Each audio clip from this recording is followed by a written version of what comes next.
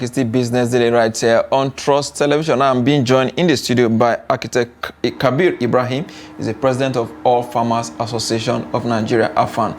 He joined us right here in the studio. Glad to have you on Business Daily today. Good morning. Good morning. Thank you for having me. Thank you so much. Let's start this way, the issue of Nigerian farmers, now, especially from some part of North Central and North West, migrating from grains farming to cash crop farming. What implication do you think this will have on food security? Well, I think it will have a very serious effect because if you take maize, for instance, the requirement for Nigeria is well over 20 million metric tons. And if people shy away from producing it because they are not getting good value when they produce it, then that portends a lot of inefficiencies in the food system. And what you call food crops today, I mean, not food crops or cash crops today is a cliche. It's it's something that you probably would not talk about if you were around in the 60s when we had groundnut and cocoa and cotton as cash crops. There were standard questions in the primary school that you should name cash crops and cotton. And this was a colonial mentality, because the colonialists were taking these things in their raw form and adding value to them there and all that. But in country, we have reached a certain level when we should be even adding value to all of these things, and they become really cash crops. So I feel that, decisions to make people become lethargic in producing items that were hitherto the staple, or not hitherto, even now, the true staple in most regions, is trouble waiting to really happen. Because if you take maize again, for instance, there is even no segregation between human and animal consumption. And you need the livestock sector for food security in Nigeria, both the carbohydrates and the fillers and whatever you get. Absolutely. And then the animal feeds and all that all come from, a large quantity of them come from maize, for instance. It is the largest energy component of feed in the poultry industry. You need it. So I don't think people should be discouraged from producing those things and maybe doing those things that they can export and make money for personally, But the whole nation needs to look at what would bring in foreign exchange to it and make the economy really grow. Let everybody feel the growth. Not that you say the economy is growing and most people don't feel it. People can barely meet up their obligations to their children and to their families. So we should deliberately make efforts to encourage people to be there to produce what we need as food. Because unless we get food security, we will not be able to think from outside the box to get the quantum leap necessary to make Nigeria a first world. If you take China, for instance, for a very long time we thought China was an iron cotton country. Now, you want anything, you go to China. Absolutely. And then China is first world by all means and is feared by the United States. So Nigeria can do that, let's say for Africa. We are the giant and it's becoming like a cliche by name. Our economy used to be the best and the biggest in Africa. Now we are, I think, third. After South Africa, Egypt, and even fourth. So we need to really encourage people to produce optimally. And all of the things that you refer to as cash crops should actually be food crops here, and they could be making cash for you even within Nigeria and Africa. Because through AFTA, which I saw something about AFTA here, on TV, AFTA is making Africa one market. Therefore, there should not be any borders between us and any African country. So, and that market is very, very big. We just did the AFSF in Dakar, Cairo, and Dakar, Senegal, when we were trying to sell Nigeria. When the Nigeria's legacy was unveiled, part of what we said was that there were many improvements in the Nigeria's food system such that we can be a place to go to. So many things are happening. We are trying to reduce post-harvest loss. We are trying to do all-around production. We are trying to use IT to drive our climate smart agriculture and all that. So we are encouraging other countries to come into Nigeria. And now you give me the bad news that our farmers are leaving the traditional crops. Because they actually complain about the declining, due to poor and declining returns on staple food crops such as maize and beans.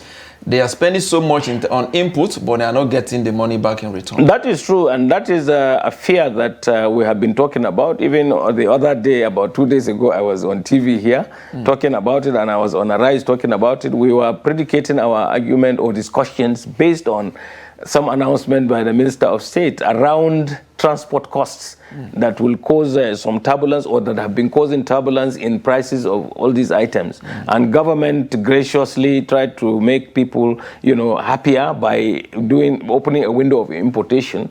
That was done, and that should have been closed, because as far as we are concerned, it is there. But there is a part that government can play internally. The people who are crying is because they are not getting good value for whatever they produce, and most of them have it that they are hedging. Now it's up to government now to resuscitate the GMP, the Guaranteed Minimum Price Scheme, so that they can buy off whatever these people are holding through the Guaranteed Minimum Price, give them a good price, and then bring it out and give the consumers a very comfortable margin or range of prices, so that there will be a balance. You need to always balance these things. It's a catch-22. Wouldn't that eliminate middlemen? Well, look, when you talk of middlemen, I don't talk of middlemen. I talk of agribusiness entrepreneurs. Yes, food will not move on its own accord from place of production to place of need. Some people have to peddle it, move it, and then sell it and get a good margin. The margin should be fair. Because, the Consumer Protection Council is not a price control board, but it ensures that people get fair value for whatever monies they keep. And that accommodates everybody. When profit is outrageous, you are called a Shylock for doing that. You moderately make your profit, and all the institutions and all the enabling environments have to be correct for you to be able to really do business. And agribusiness is sine qua non to economic growth in a country like Nigeria, where agriculture dominates our economy. It's not oil anymore. So we should deliberately make effort to calibrate what will happen between food production, food processing, marketing, storages, and even consumption. This is the food system. A food system should not be looked at in isolation as this is it, or production, or storage, whatever. You have to look at all of these factors contiguously. Indeed. You made reference to your trip to Dakar in Senegal recently. You talk about going there to market Nigeria, telling them to come and invest in Nigeria. But given the kind of insecurity that we have, almost every day we report how farmers are being killed on our farms, and our currency is going down. Nigerians are even leaving Nigeria now to Niger, to Chad, to Benin Republic to go and work. They prefer to go there because their currency is now stronger than Naira. How will you juxtapose between marketing Nigeria and the current economic reality? Well, I am not, a person who is pessimistic. That we have this problem today doesn't mean that it will not go away. You are not also reporting the efforts and the mileages that have been reached over this wahala. I come from Faskari, the southern part of Katsina State, where there is a lot of banditry and kidnapping. Just yesterday, there was a huge meeting of the bandits and other people, the farmers especially. And the bandits have said they are going to really lay down their arms, and people should go ahead and do whatever they do. So we are making inroads into, from the experience, stemming once bandits achieve peace with a particular community, they move into another one. Well, as far as I'm concerned, this is a work in progress. We should not be pessimistic that this will not go on. We should just make effort to make it work. That's what we should do, and it's you and I, it's everybody, it's not just government. Is government helpless in this regard? Government is not helpless. It's government that is brokering this, because there are two ways of looking at stemming insecurity. You go kinetically or you go non-kinetically. the non-kinetic Especially is talking with all these people and even traditional rulers and everybody else and the people. They are coming together and they know where the shoe pinches, and therefore they can take what decisions they do. That's why nobody should claim that they know everything. You should allow the people also to decide. I mean, who are these bandits? Were they not part of our community? Were we not going to the same school, the same mosques and churches and all that with them? Something happened and they went to the bush and all that. But look at it, are they really comfortable where they are? Even all the monies that they are taking from people, where are they spending it? Are they spending it in the bush? So which means that they have cohorts among us. And nobody will come, to your house, for instance, without full knowledge of what happens there. So that's a problem. Indeed. It's indeed a major concern, like you rightly said. But let's look at some of the reason there. There's low returns on food crops. Many food crops like maize, rice, and beans are experiencing low prices that are insufficient to cover cultivation costs, forcing farmers to seek more profitable alternatives. So what do you make about this? Government did say they're coming in to, support farmer with inputs. In most cases, they get some of this input very late, and in most cases, it doesn't even come at all. Now, the farmers will have to spend so much money on fertilizers, which is even more expensive than some bags of grains. How can we achieve balance in this regard? Do you see you are leaving most of these things to the federal government. You should get all the subnationals to come together with the federal government and work together to solve these problems. This is work in progress. What has been happening, before was that some farmers believed and still believe that you should probably give them everything for them to produce. If you go to Wuse Market now, as you are, the shops are all filled to the brim. Is anybody putting anything for the shop owners? Is it not their own business to make sure that they have the stock? So the farmer is not looking for 100% support. But you should know that everybody in this country or in the world eats food. So everywhere in the world, whatever the economy is, there is some subsidy for fertilizer, for agriculture. So that must be done, and it should be balanced in the overall economy. Those things that are important that will make a lot, the producer to get leverage and to produce more optimally, you should make effort in Nigeria.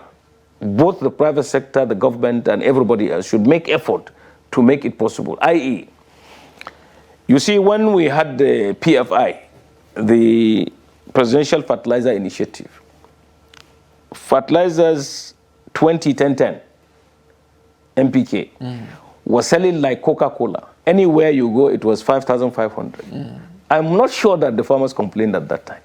Even when we had COVID, the then chairman of the PFI, who is now the current Minister of Defense, came out to say that because of COVID, he gave another additional subsidy of 500 naira. So that fertilizer became 5,000. We came out of the vagaries of COVID immediately. Nigeria was adjudged to have overcome the downward trend in the economy due to COVID.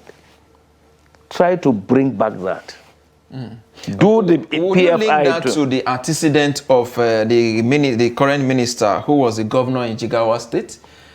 Talking about the current minister for defense that you made reference to. I recall he was also the president of NASIMA at a point. Do you link that to his antecedent, understanding the business environment? Definitely, yes. You cannot give what you don't have. He realized the need for there to be that intervention. And he could sell it to the president, and it was bought over. And it happened. Even today, the current governor of Jigawa State is also called the farmer governor.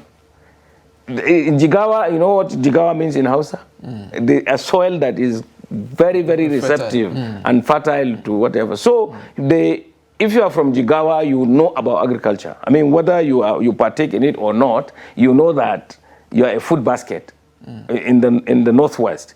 and also even in Nigeria. So you must have a high premium on agricultural productivity.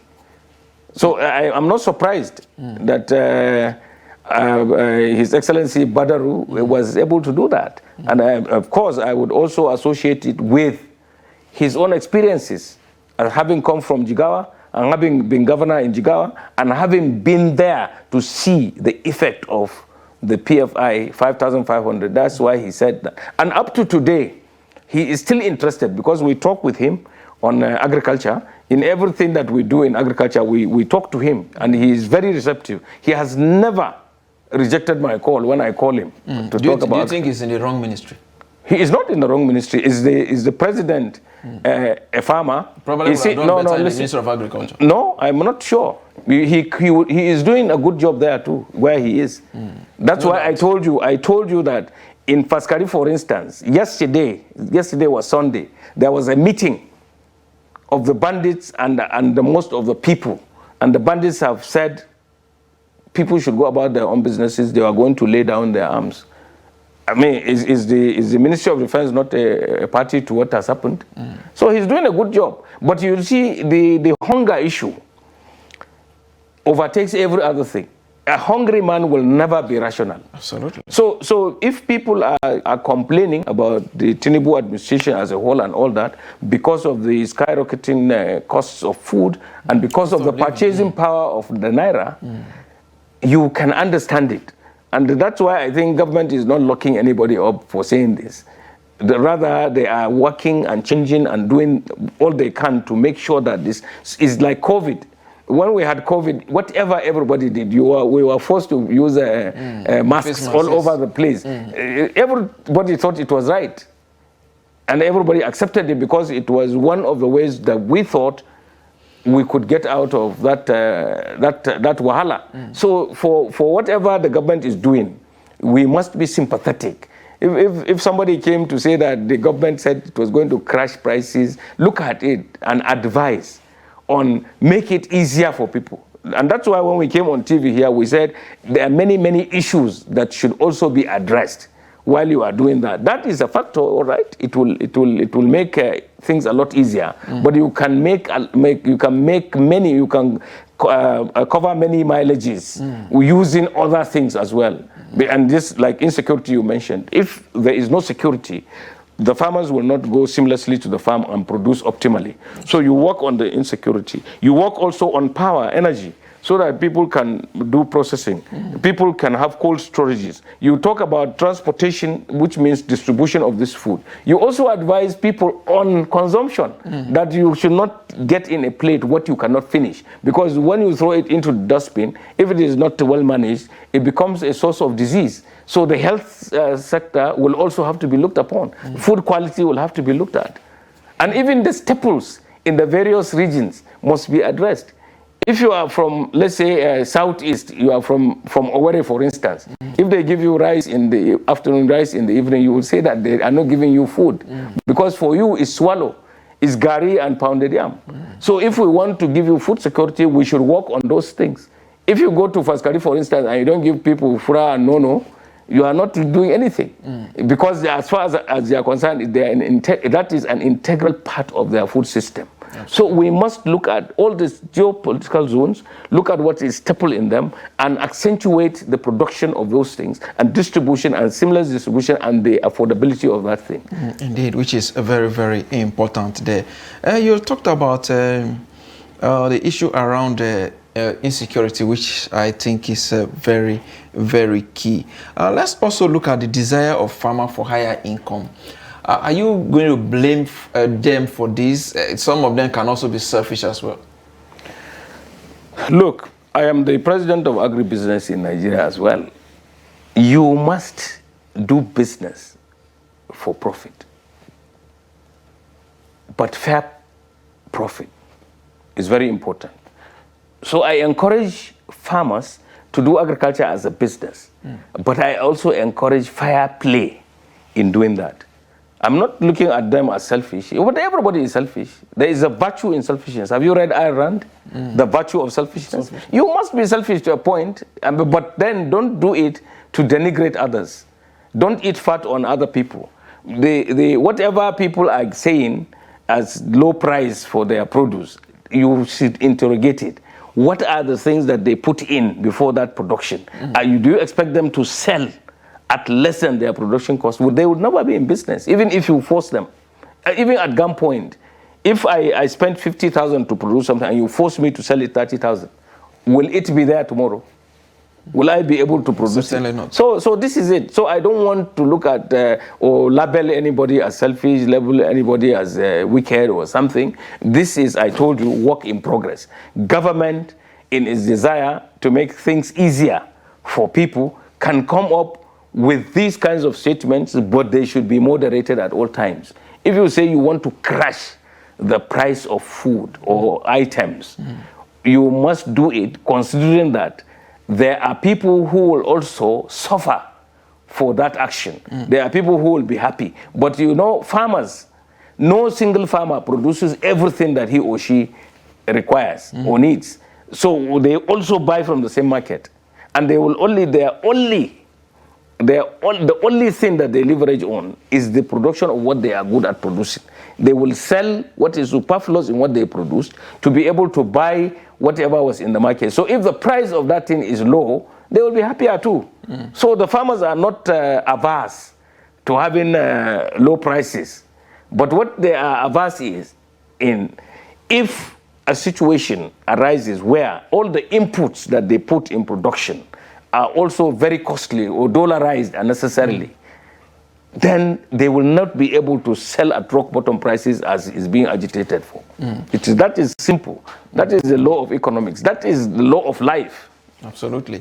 And the president in that directive paid his urge, the effect to pay special attention to safe and unhindered transportation, movement of farm produce across transport routes. Yeah.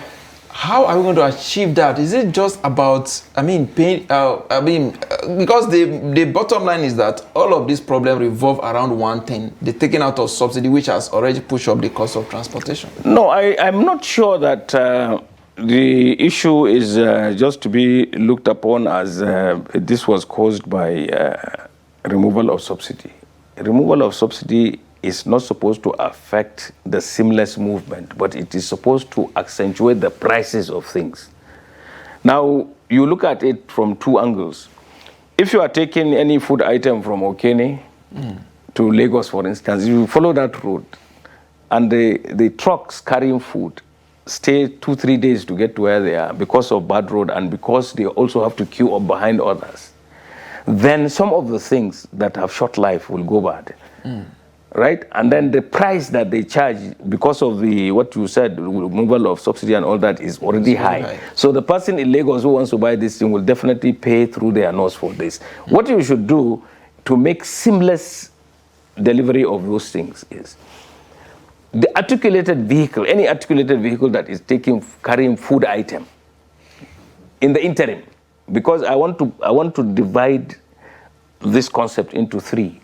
All right. Short term, medium term, and long term. All right. In the medium term, what you should do is any vehicle carrying food. In the short term, you mean? In the short term, yes. Okay.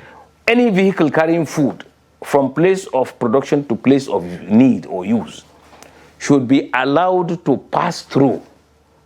Be it that they should have sirens, be it that you should clear a lane for them to move, be it that you mark them as well, that this is carrying food, it should be given freeway.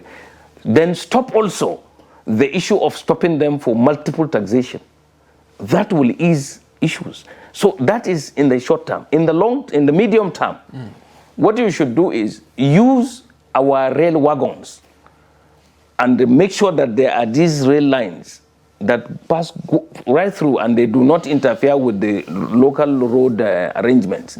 Let them deliver food from places of production to places of use. In the final term, do a road network that will specify lanes for food carrying vehicles so that they will ply those roads unhindered and they will deliver food from place of need to place of use and then take back what the producers need from wherever they are and then back to them so that everything is seamless. That's what happens in the first world. If you take any road in Netherlands, even in England or the United States, look at a typical road. Some roads will have 8 lanes on the left, 8 lanes on the right. 2 of the lanes on the left, 2 on the lanes of the lanes in the right will be dedicated to food carrying vehicles. So they don't, nobody interferes with them. The traffic you have a log jam along the people who want to go picnicking and all that, but those ones delivering food will have freeway. So in essence, the buck still stop on the government's table. And the private sector, you see, I want. You're talking about social amenities. I want to draw a distinction between something being the basic preserve of government and then private sector. Economy. But something any economy. Infrastructure like road. Listen, even roads are built in some places by the private sector. But some of the roads are. I am telling you that the dependence on government to do it is causing a lot of problems. Okay, look at some of the states. Are they not doing Listen, some states are doing flyovers, underground roads, and all that, and they make good money. You know, the players will make good money. Instead of, and then most of you are driving your last cars. What are you doing with those flyovers? The money should be dedicated to other things. Invest in agriculture, for instance. Allow, Dangote has started it. Is he not deploying the resources that he's supposed to pay as tax to road construction? These concrete roads, who brought it into the one he did in Apapa? So you allow them. If they can do it, fine. Roads, you should pay for road you use. If you go to Kenya today. Dangote did that to make, as part of tax holiday that he got from the federal government, and also to make it easy for his own business, who is located in. So I just told you something, and I hope you will register it. The economy of any country in the world is 80% private sector. So if because I want to make my business to thrive, deploy whatever resources I have in making the possibility of distributing what I produce maximally. What is wrong with that? There are people, I'm telling you, even myself, there are places that when I was building my farm in the beginning, the drainage was very bad around my area. I put my money to do the drainage so that I will enter the farm seamlessly and all that. Did I make noise about it? You incentivize the private sector to be able to do these things and thereby help government, because government does not have the resources to do everything. I agree with you, but there are some roads that are very important. For example, you talk about Okene if you go from Okene to Benin, for example, that road has been in a very deplorable condition for close to 20 years, and nothing seems to have been done. And that is the major road that links the north and the southern Nigeria. That is beyond the private sector. No, the private sector can still make noise for it to happen by constantly nagging that, look, this is impeding our business. Government should prioritize making that road. Do it. Someday, government will listen. And whosoever is going to take part will do. Because you are not telling me that the president who comes from Lagos is averse to making that road good. He wants to make it good. We are building coastal roads. As far as we are concerned, from Lagos as far as I'm concerned, a good case can be made for that road, and it will also be like your coastal road. I mean, this is normal. It's normal for anybody to want to do anything that they are kept on their toes to do. So maybe there is a very strong lobby for that. That's why it is there. So you are from Okene, make a strong lobby for that road. It will be done. I actually would want also lend my weight to it, that road should be done. Katsina to Kano, Katsina, Abuja, Kano, Katsina dualization has been there for a very long time. Buhari was in charge. It is still work in progress. So this is what I tell you about the paucity of funds. And then also the implementation of policies. If you decide that this is what you are going to do, then everything else can take second place until that is accomplished. And that is what we must do in Nigeria. When you have a policy, follow it through and make sure that you get to the end. Then take the other one. But when you take too many things at a time, you may not be able to achieve anything. Well, I don't know what this federal government is doing in terms of, but in agriculture, I know that there are many, many windows open. And it's up to us. Why I'm making reference to that is the fact that agriculture is very, very important in every economy at all, because you need to eat. Yeah. Everybody must eat. And now the problem we're having in agriculture is connected to the issues of transportation. You alluded to the fact that you can trucks transporting food from the north to the south. Some of them spend 1 week or more on the road before they get to Lagos. In most cases, some of the perishable items they carry are destroyed. Well, don't you think government should have been should pay attention to road infrastructure that connected? That some of these trucks actually apply instead of investing money in other areas. I agree with you that we should give more emphasis to the completion of this road network, because it will ease many things. Starting a new one. It will make. I don't look. I'm not going to criticize anybody for doing anything that is not what you think should be done. That is not my point. My point is to add value to what is there. I'm sure there is a very strong argument on doing the coastal road that you are referring to, but there is a very strong need for this road through Okene, your village, to work. That's all right. And I can sit here and say that I want every road that is good to go to Katsina. But that doesn't mean that this is Nigeria. In Nigeria, we have 200. How many local governments? We have 774 local governments. For Nigeria, the road I'm talking about is a road that almost every Nigerian passes through on a daily basis. You are making a very strong argument, and I hope the president is listening, and the Minister of Works will be listening. So it is important that that road be addressed. It is important, and I support the idea of that road to be addressed. And I hope that it will come very soon. Absolutely. As we wrap up now, this conversation now, you talk about the issue, the cash crops that we had in the past. Many of them have somehow gone into oblivion. Many of them, and you hardly see them these days, the cocoa, the coffee, and the cotton of this world.